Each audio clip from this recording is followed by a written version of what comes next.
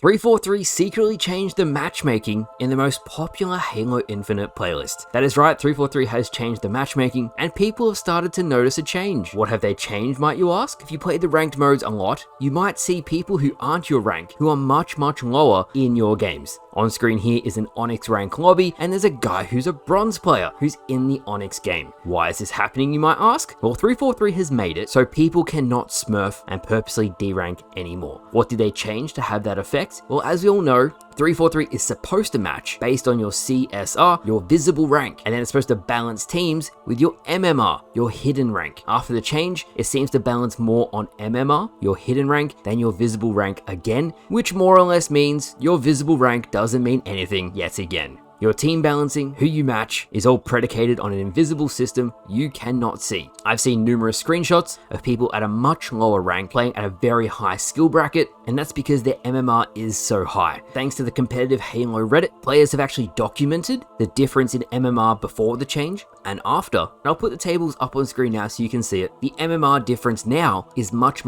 less than it was before. This one has the effect that people can no longer smurf, derank, and use alternate accounts to verse much lower ranked players. That's a win. But it also means people with high MMRs who might not necessarily be good enough to beat a high rank Onyx player might get thrashed. Now, the skill-based matchmaking on Halo Infinite is a hotly contested debate. 343 has said numerous times that your performance in social-based modes does not affect your placement in the ranked playlists. However, I've had numerous people reach out who have done tests. People with identical skill ranges, one plays social modes, the other doesn't, and the player who got lots of kills in Husky Raid, even though they performed worse in their placements, ultimately placed higher. This might mean because they played social-based modes, they went up against better opposition, so the game thinks they're better. But in any case, for some reason, playing social playlists has some sort of effect on how you place in ranked. It also dictates, especially when you're first doing your placements, what the team balancing is going to be. So people who play Infection, BTB, the high kill modes might have a worse experience than say someone who plays only ranked. I've already reached out to 343 about this, and I said, look guys, I know you've said in the past that social-based modes, the unranked playlists, have no effect on the ranked-based playlists, but here is some evidence of what people have done, and it's actually had an effect. So we'll see what 343 does with the information I've given. Time will tell, but it's something I observed. So in summary, 343 has made a secret change to how you find games in Halo Infinite's most popular playlist. If you've experienced this, you've seen people who are way below your skill range in your games, let me know down in the comments below.